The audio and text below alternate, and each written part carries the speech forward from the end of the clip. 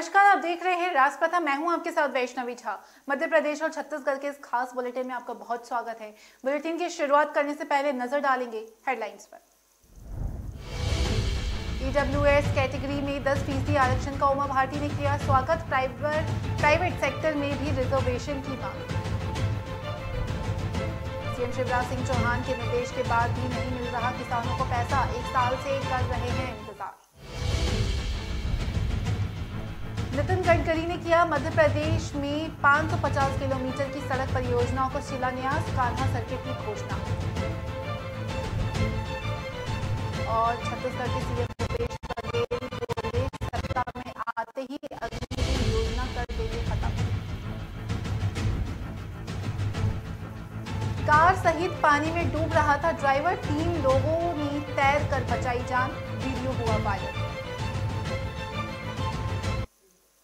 अब खबरें जानेंगे विस्तार से। ओबीसी वर्ग ने आने वाली मध्य प्रदेश की पूर्व मुख्यमंत्री उमा भारती ने ईडब्ल्यूएस आरक्षण के पक्ष में सुप्रीम कोर्ट के निर्णय का स्वागत किया। इसके साथ ही उन्होंने ओबीसी वर्ग को 27 वर्ग आरक्षण देने के साथ ही आरक्षण की व्यवस्था निजी क्षेत्र में भी लागू करने की मांग की है। बीजेपी नेता उमा भारती ने ट्वीट करके सुप्रीम कोर्ट के निर्णय का स्वागत करते हुए कहा कि यह फैसला अभिनंदनीय है। सभी गरीबों का एक ही जात है कि वह गरीब है। यह आरक्षण राष्ट्र में एकात्मक लाएगा और मेरी अपील है कि दुनिया के सभी अभावग्रस्त लोग एक बेहतर जिंदगी के लिए एकजुट होकर अपनी लड़ाई लड़ें। उन्होंने ओबीसी आरक्षण से जुड़ी याचिका अदालतों में लंबित होने पर कहा कि मध्य प्रदेश में हम सशक्त तरीके से पक्ष रखें तो जीत हमारी ही होगी। आरक्षण की इस प्रणाली को हमें प्राइवेट सेक्टर में भी लागू कर देना चाहिए।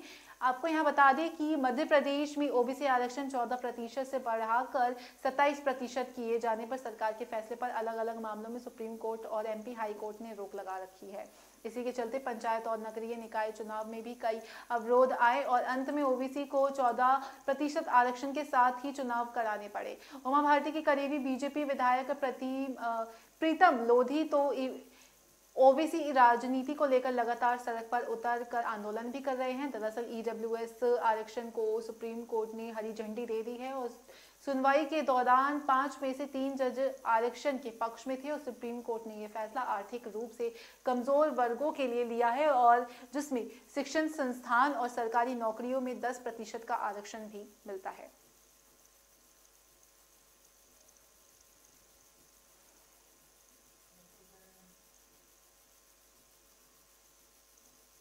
मध्य प्रदेश के मुख्यमंत्री शिवराज सिंह चौहान द्वारा जनता के त्वरित कामों के निराकरण के लिए दिए जाने वाले निर्देशों पर उन्हीं के जिलों में अफसर अमल करने से गंभीरता नहीं दिखा पा रहे हैं। ताजा मामला सीहोर जिले में देखने को मिला। 12 दिन पहले ग्राम जैत में आयोजित मुख्यमंत्री जन सेवा निवारण शिविर के दौरान मुख्यमंत्री ने किसान की धान तुलाई की राशि प्रदान किए जाने के निर्देश दिए थे, लेकिन 12 दिन बीत जाने के बाद भी इस मामले में किसान अब तक असंतुष्ट ही हैं। मुख्यमंत्री शिवराज सिंह चौहान के गृह ग्राम जैत के नजदीक ग्राम डोबी के किसान लल्लू सिंह ने साल 2021 को नवंबर महीने में अपनी 500 क्विंटल धान नीलम वेयर हाउस पर तुलवाई की थी और पूरे 1 साल बीत जाने के बाद भी लल्लू सिंह को अपनी धान तुलाई की राशि नहीं मिल सकी है। वहीं लल्लू सिंह के अनुसार उनकी ये राशि 10 लाख रुपए बनी हुई है और इस राशि के लिए लल्लू सिंह ने क्षेत्रीय जनप्रतिनिधियों सहित अफसरों से भी गुहार लगाई, लेकिन सुनवाई नहीं हो सकी। बीते दिनों में 27 अक्टूबर को भाई दूज के मौके पर जब मुख्यमंत्री शिवराज सिंह चौहान गृह ग्राम जैत आए तो वहां जन समस्याएं निवारण शिविर का आयोजन किया गया था और इस दौरान लल्लू सिंह ने भी मुख्यमंत्री को इस समस्या के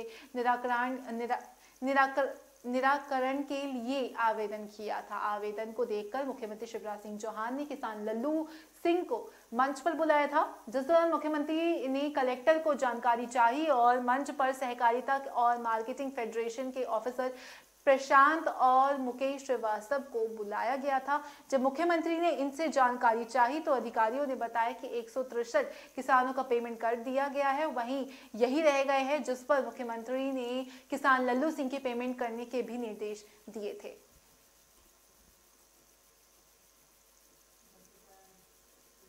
जबलपुर वासियों को आज यानी कि 7 नवंबर को रिंग रोड के रूप में बड़ी सौगात मिली। केंद्रीय सड़क परिवहन और राजमार्ग मंत्री नितिन गडकरी और मुख्यमंत्री शिवराज सिंह चौहान जबलपुर शहर के विकास को नई उड़ान देने वेटरनरी कॉलेज ग्राउंड में आयोजित भव्य समारोह में करीब 3500 करोड़ रुपए से बनने वाली 112 किलोमीटर लंबी रिंग रोड का भूमि पूजन करने जबलपुर आए।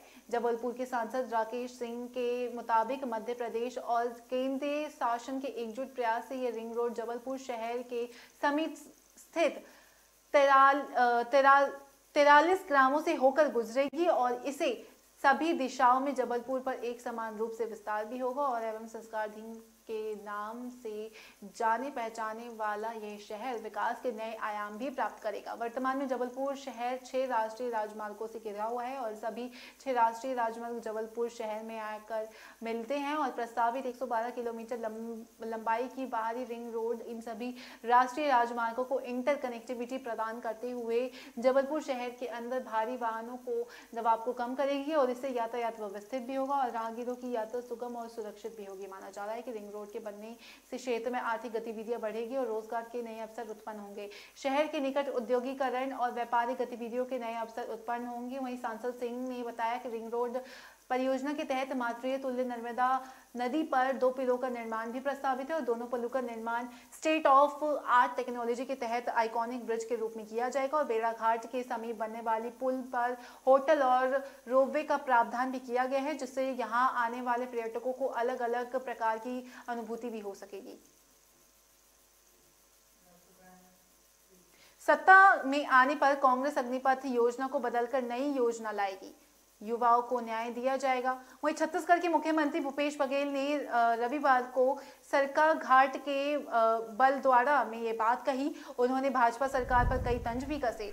उन्होंने ये कहा कि भाजपा हमेशा गुमराह करती है, इसलिए भाजपाइयों के बहकावे में ना आए। उन्होंने कहा कि जो प्रदेश कांग्रेस ने अपनी इस 10 गारंटी को आश्वासन दिया है उनको सरकार बनने पर पूरा किया जाएगा। बघेल ने कहा है कि मैंने अपने प्रदेश में किसानों के ऋण माफ किए थे, वैसे ही प्रदेश में सरकार के बनने के बाद 10 घंटे में ही सरकारी कर्मचारियों की पुरानी पेंशन बहाल कर देंगे और महिलाओं को 1500 रुपए मासिक सम्मान राशि भी दी जाएगी। हर वर्ष 1 लाख बेरोजगार युवाओं को रोजगार देने का प्रावधान कांग्रेस करेगी और इस मौके पर कांग्रेस के कई पदाधिकारी और कार्यकर्ता भी मौजूद रहे। कहते हैं अगर आपकी मौत नहीं लिखी है तो कोई आपको नहीं मार सकता, भगवान आपको बचाने के लिए कोई ना कोई फरिश्ता जरूर भेज सकता है। ऐसा ही कुछ नजारा छत्तीसगढ़ के बिलासपुर में देखने को मिला। फरिश्ता रूपी 3 लोगों ने कार सहित नाले में डूबते ड्राइवर को मौत के मुंह से खींच निकाला। डूबते कार से ड्राइवरों को निकालने का वीडियो सोशल मीडिया पर वायरल हो रहा है। फरिश्ता रूपी 3 लोगों को शान में कसीदे पढ़े जा रहे। वहीं बिलासपुर के हिंडाडीह के पास तेज रफ्तार कार अनियंत्रित होकर पुल से करीब 20 फीट नीचे नाले में गिर पड़ी और कार के पीछे जा रहे 2 बाइक सवार लोगों ने हादसे को देखा और उन्होंने बाइक रोककर नाले से छलांग लगा लिया और घटना को देखकर कार सवार की जान बचाने के लिए नाले में कूद गए। तीनों युवकों ने कार का कांच खोलकर ड्राइवर को सुरक्षित बाहर निकाला और इस दौरान ग्रामीण भी मौके पर पहुंच गए। लोगों की मदद से कार को भी ट्रैक्टर के सहारे नाले से खींचकर बाहर निकाला गया। वहीं जांजगीर चांपा जिले के बालोदा में रहने वाले व्यवसायी अमित मिश्रा किसी काम से बिलासपुर आए थे और काम निपटने के बाद अमित अपनी बैगन कार से बालोदा लौट रहे थे और हिंडाडीह के पास खतरनाक मोड़ पर उनकी कार बेकाबू होकर पुल से नीचे नाले में जा गिरी और रहमान बेग और साथी मोहम्मद शाकिर की बाइक कार से पीछे चल रही थी। दोनों ही सीपत से लुधरा की ओर जा रहे थे। हादसे को देखकर उन्होंने बाइक रोक दी और अपनी जान की परवाह किए बिना तुरंत नाले में छलांग लगा दी। उन्हें देखकर एक और ग्रामीण भी पानी में कूद गया और तीनों युवकों ने अमित मिश्रा को सुरक्षित नाले से बाहर निकाला। मौके पर पहुंचे ग्रामीणों की मदद से ट्रैक्टर के जरिए कार को भी निकाला गया और डूबते कार से व्यक्ति को बाहर निकालने वाले तीनों लोगों का वीडियो सोशल मीडिया पर वायरल हो रहा है और लोग बचाने वाले तीनों लोगों की सराहना भी की जा रही है। फिलहाल वक्त तो चला एक छोटे से ब्रेक का, बने रहिए राज प्रथम के साथ।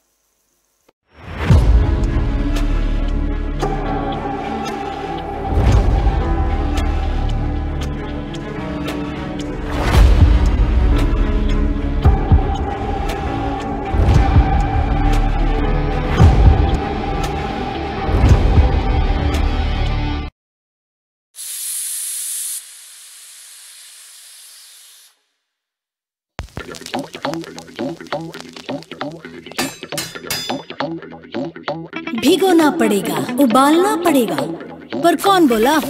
रेसिपी फॉलो करना पड़ेगा। थोड़ा सी, थोड़ा सॉफ्ट, थोड़ा कुक्ड, थोड़ा रॉ, थोड़ा रोस्ट, थोड़ा फ्राई, थोड़ा लो, थोड़ा हाई, थोड़ा अपना वाला ट्राई। मेरा ट्विस्ट, मेरा टेस्ट, मेरा ट्विस्ट, मेरा टेस्ट, मेरा ट्विस्ट। वंडर मसालों की रेंज है तैयार, जिन्हें है आपके ट्विस्ट का इंतजार, ताकि हर खाने वाले को याद रहे बनाने वाले का नाम। अमृतसरी छोले, मेरे वाले छोले। मेरा ट्विस्ट, वंडर मसाला, मेरा ट्विस्ट, मेरा टेस्ट।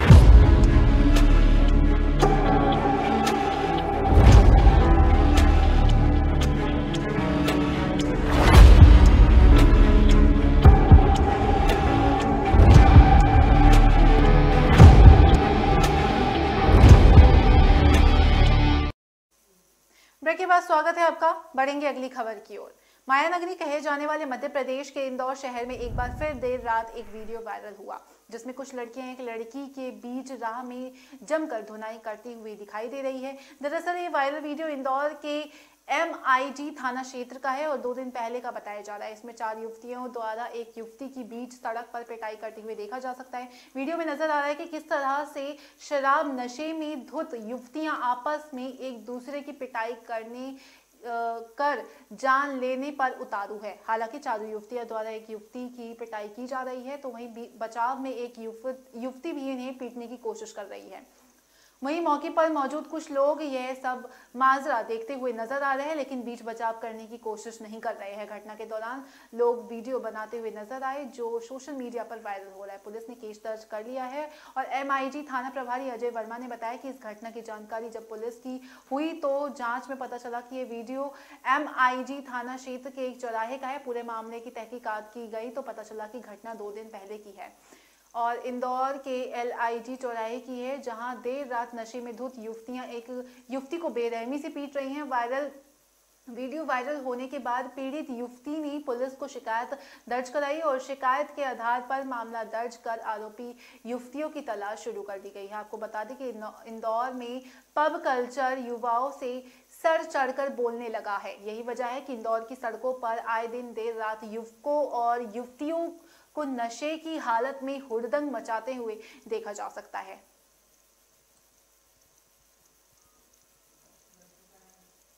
छत्तीसगढ़ के दुर्ग जिले में अंग्रेजी और देसी शराब दुकान हटाने के लिए लगातार बीजेपी पार्षद पीयूष मिश्रा के नेतृत्व में प्रदर्शन किया जा रहा है। वहीं इस प्रदर्शन में स्थानीय लोगों और व्यापारियों का साथ भी मिल रहा है। प्रदर्शनकारी अलग अलग तरीके से आंदोलन कर रहे हैं। प्रदर्शनकारियों ने भिलाई नगर विधायक देवेंद्र यादव और मुख्यमंत्री भूपेश बघेल का मुखौटा लगाकर प्रदर्शन किया और लोगों को भी फ्री में चखना दिया। भिलाई की नंदिनी रोड शराब दुकान के विरोध में आंदोलन लगातार जो है वो जारी है और प्रदर्शनकारियों ने पीयूष मिश्रा के नेतृत्व में मुख्यमंत्री और विधायक का मुखौटा लगाकर प्रतीकात्मक रूप से शराब की बोतल और मुफ्त चखना सेंटर खोला हुआ है।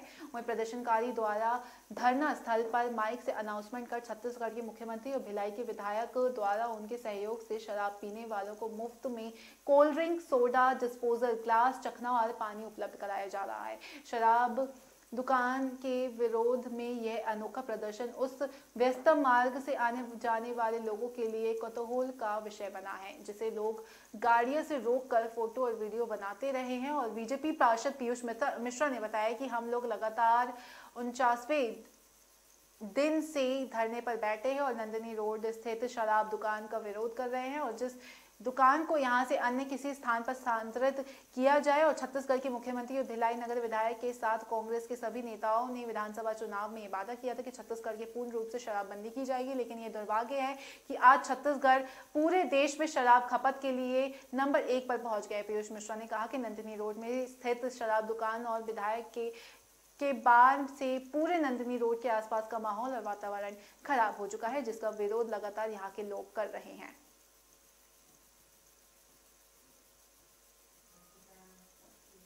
मध्य प्रदेश की राजधानी भोपाल में कोरोना संक्रमण के चलते 2 साल बाद शहर में फिर आलमी तब्लीगी इंतजाम लागू होने जा रहा है। वहीं भोपाल के सबसे बड़े मेले में 10 लाख लोगों को आने का अनुमान इसमें जताया गया है। ईंट खेड़ी में 300 एकड़ में इज्तिमा लगाया जाएगा और आयोजन को लेकर एक दिन पूर्व ही 10,000 से अधिक लोगों ने यहां श्रमदान कर व्यवस्थाओं को अंजाम दिया है। श्रमदान करने वालों में भोपाल सहित आसपास के कई जिलों से भी लोग आएंगे और ये पहला अवसर ही होगा कि जब राजधानी भोपाल में लगने वाले आलमी तबलीगी इज्तिमा में विदेशी जमात नहीं आएगी। आयोजकों के मुताबिक ये फैसला कोरोना के चलते लिया गया है और आयोजन में प्रदेश और देश के कई हिस्सों में शिरकत करने के लिए लगभग 10 लाख से अधिक लोगों का पहुंचने का अनुमान है। 18 नवंबर को शुरू हो रहे इज्तिमा का 21 नवंबर को दुआ के साथ समापन होगा और ये पहली बार इज्तिमा में परिवर्तन किया गया है। इस बार मेले में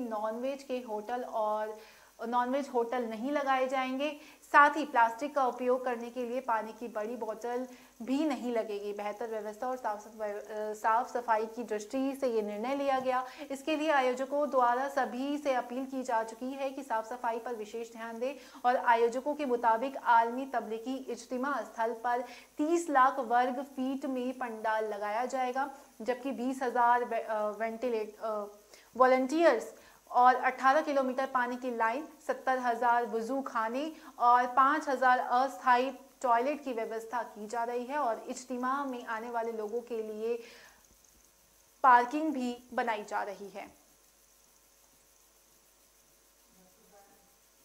छत्तीसगढ़ में कांकेर के भानु प्रतापपुर में होने वाले उपचुनाव में प्रत्याशी चयन को लेकर कांग्रेस चुनाव समिति की मंगलवार को बैठक होगी, जिसमें प्रदेश प्रभारी पीएल पुनिया भी शामिल होंगे।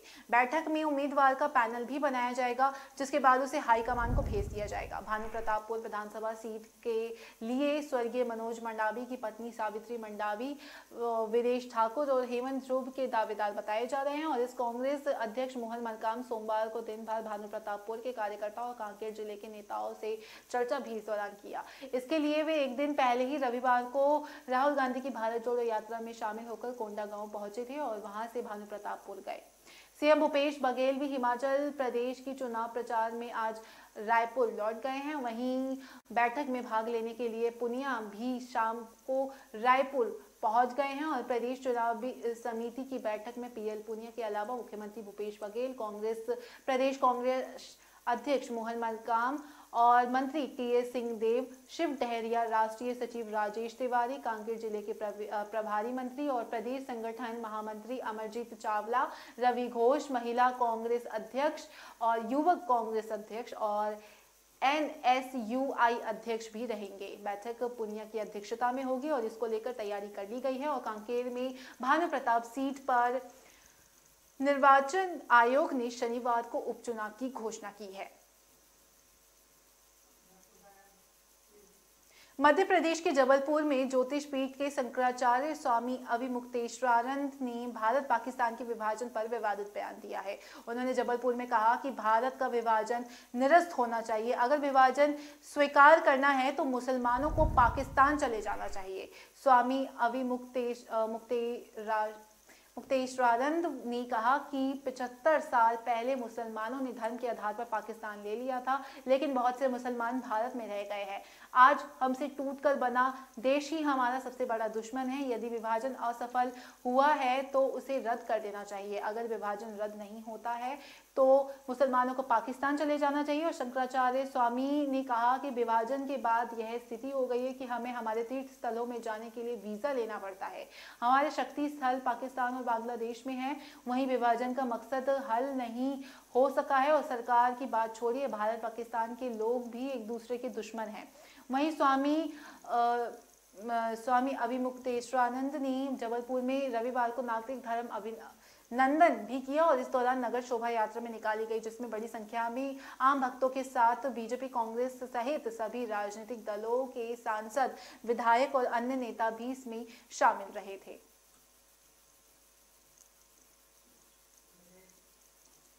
वक्त तो चला एक छोटे से ब्रेक का। ब्रेक के बाद जल्द हाजिर होंगे।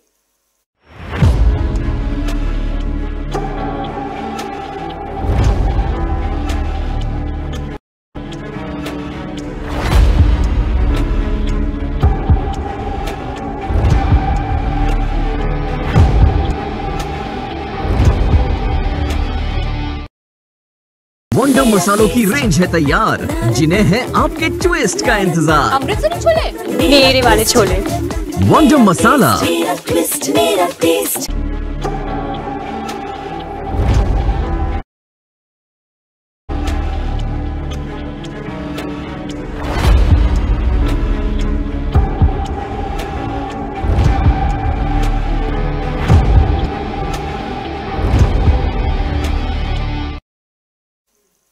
ब्रेक के बाद स्वागत है आपका। रुक करेंगे अगली खबर का। छत्तीसगढ़ के जगदलपुर में एक ही लड़की से प्रेम करना दो आशिकों को भारी पड़ गया। प्यार में धोखा मिलने पर दोनों आशिक आपस में भिड़ गए और दोनों पक्षों के बीच जमकर लात घूंसे भी चले। इस घटना का वीडियो इंटरनेट पर जमकर वायरल हो रहा है। मामला जगदलपुर शहर के पीजी कॉलेज परिसर का है। कॉलेज में पढ़ने वाले दो छात्र कॉलेज के ही एक छात्रा से प्यार में पड़ गए थे। जब दोनों को युवती से प्यार में धोखा मिलने का पता चला तो दोनों आशिक आपस में भिड़ गए। दोनों ने अपने अपने गुट के छात्रों को बुला लिया और फिर दोनों गुटों में जमकर लात घूंसे चले। इस घटना का वीडियो बनाकर किसी ने इंटरनेट पर वायरल कर दिया है। जब पुलिस को मामले की सूचना मिली तो पुलिस ने कार्रवाई करते हुए दोनों गुटों के लोगों को गिरफ्तार कर लिया, जिसके बाद उन पर प्रतिबंधात्मक कार्रवाई की गई है। और बताया जा रहा है कि दो युवा एक ही युवती से को दिल बैठे थे और युवती भी दोनों युवकों से इश्क लड़ा रही थी। दोनों जल्द ही इसका खुलासा हो गया, जिसके बाद दोनों युवक युवती को पाने के लिए आपस में भिड़ गए। दोनों ने अपने साथियों को कॉलेज परिसर में बुलाया और उसके बाद इन दोनों गुटों के बीच जमकर मारपीट हुई। जानकारी मिलने के बाद तुरंत मौके पर पहुंची पुलिस ने सभी युवाओं को अपनी हिरासत में लिया और इन पर प्रतिबंधात्मक कार्रवाई की गई। हालांकि दोनों गुटों में राजीनामा होने के बाद उन्हें पुलिस ने छोड़ दिया और दोनों गुटों के बीच मारपीट का वीडियो सोशल मीडिया पर खूब वायरल हो रहा है।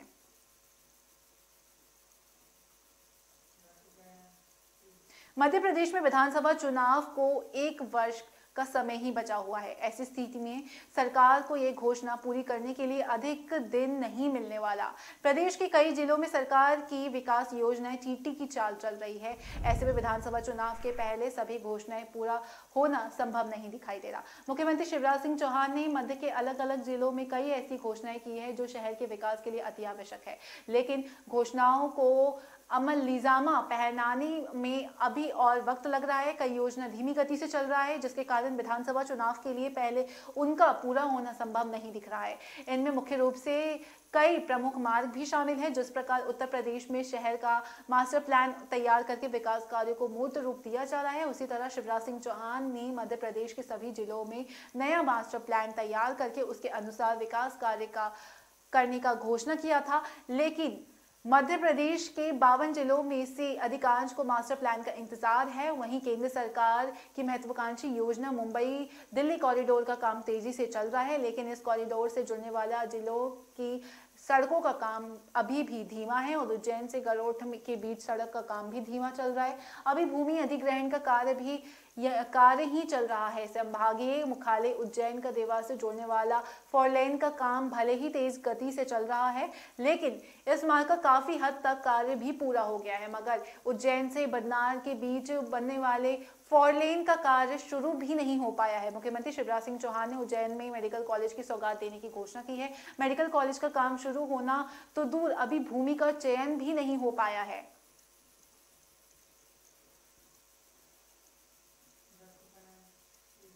छत्तीसगढ़ के कोरबा जिला मुख्यालय में एक वीडियो सोशल मीडिया पर जमकर वायरल हो रहा है। ये वीडियो इसलिए खास है क्योंकि वीडियो छत्तीसगढ़ के पूर्व गृह मंत्री के बेटे का है। पूर्व गृह मंत्री का बेटा शराब के नशे में कुछ ऐसी हरकत कर रहा है जो अशोभनीय है। हालांकि बताया जा रहा है कि उनकी इस हरकत की शुरुआत पूर्व मंत्री के पुत्र के साथ मारपीट में हुई। उनका जमकर बवाल भी हुआ। छत्तीसगढ़ के पूर्व गृह मंत्री और कोरबा के रामपुर विधानसभा से बीजेपी विधायक ननकी राम कंवर के पुत्र संदीप कंवर जिला पंचायत के सदस्य है। बताया जा रहा है कि संदीप शाम 7 बजे के करीब संजय नगर से पावर हाउस की ओर जा रहे थे। तभी भीड़ भाड़ की वजह से उनकी कार को किसी अज्ञात वाहन ने पीछे से ठोकर मार दी। कार के पीछे एक निजी कंपनी की बस लगी थी, लिहाजा संदीप ने बस से उतरकर बस के लोगों से पूछताछ शुरू कर दी। तभी बस से उतरे करीब 3 युवकों ने संदीप से हाथापाई की, जिसके बाद संदीप ने पास के कोतवाली थाना पहुंचकर अपने साथ हुए घटनाक्रम की जानकारी पुलिस को दी, जिसके बाद उसके साथ पुलिस कर्मी बस स्टैंड पर पहुंचे और संदीप ने बस कंपनी के कर्मचारियों को मारपीट का आरोप लगाया, लेकिन कर्मचारी ने मारपीट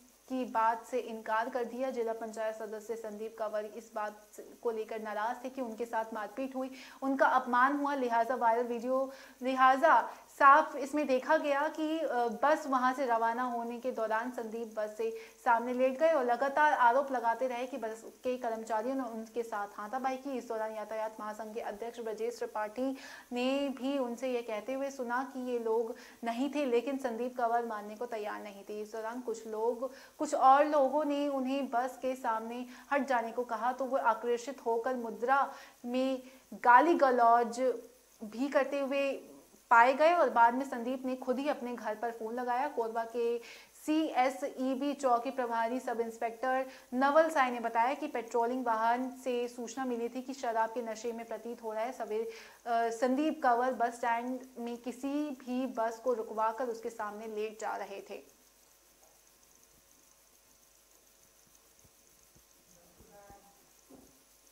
वैसे तो MP सहित देश भर में महिलाओं और बच्चियों के लिए अपराध कम नहीं हो रहे हैं, वहीं महानगरों में बच्चियों के साथ अपराध की घटनाएं हर दिन हो रही है।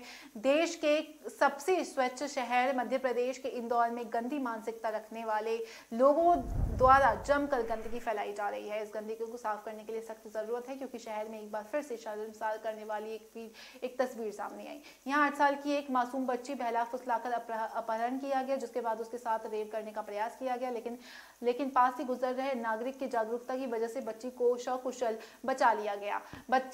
पुलिस ने आरोपी को गिरफ्तार कर लिया और दरअसल पूरी घटना जो है वो इंदौर के कनाडिया थाना क्षेत्र की चित्रनगर की है, जहां 8 साल की मासूम बच्ची को 50 वर्षीय शहरयार मिर्जा नाम का व्यक्ति बहला फुसलाकर अपने साथ ले गया और सुनसान पड़े प्लॉट के पास झाड़ियों में मासूम बच्ची के साथ रेप करने का प्रयास करने लगा।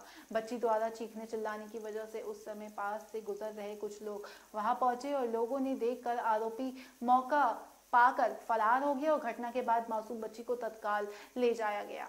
वहीं कनाडिया थाना प्रभारी जगदीश झामरे के अनुसार हीना पैलेस कॉलोनी में रहने वाले आरोपी शहरयार मिर्जा द्वारा बच्ची के साथ बुरी नीयत से ले जाकर गलत हरकत करने की कोशिश की गई थी, लेकिन कुछ स्थानीय लोग वहां पहुंच गए और लोगों द्वारा उसे मौके पर पकड़ने की कोशिश की गई, लेकिन वह भागने में सफल हो गया।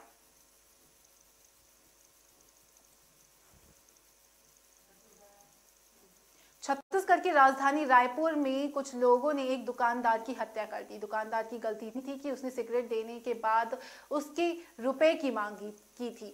इस बात से नाराज ग्राहकों ने दुकानदार का पहले गमछे से गला घोटा, फिर पत्थर से सिर कुचलकर कुएं में शव को फेंक दिया। पुलिस ने इस मामले में 2 आरोपियों को गिरफ्तार कर लिया है। मामला थाना क्षेत्र का है और माना थाना क्षेत्र का है। जानकारी के मुताबिक पुलिस के पास 3 नवंबर को विक्रम बर्मन की शिकायत दर्ज कराई गई थी। उसके बाद पिता विनेंद्र बर्मन का एक छोटा सा जनरल स्टोर है, वहां पर 2 नवंबर की सुबह दुकान पर गए हुए थे, लेकिन फिर नहीं लौटे। इस पर पुलिस ने गुमशुदगी दर्ज की थी और अगले दिन 4 नवंबर को पुलिस को बनारसी गांव में रास्ते में स्थित कुएं में शव पड़ा होने की सूचना मिली, जिसके बाद शव को बाहर निकाला गया। शिनाख्त के दौरान वह वीरेंद्र का शव निकाला गया। नाक और आंख के ऊपर चोट के निशान थे। गले में गमछे को कसकर बांधा गया था, जिसके बाद पुलिस ने हत्या का मामला दर्ज किया और जांच में पता चला कि कुछ दिन पहले ही बनारसी गांव निवासी रुपेश यादव और कोमल यादव को विनेंद्र की दुकान पर देखा गया था, जिस पर पुलिस ने दोनों को पूछताछ के लिए बुलाया तो उन्होंने मुर्रा खरीदने के लिए जाने की उन्होंने बात कबूल की।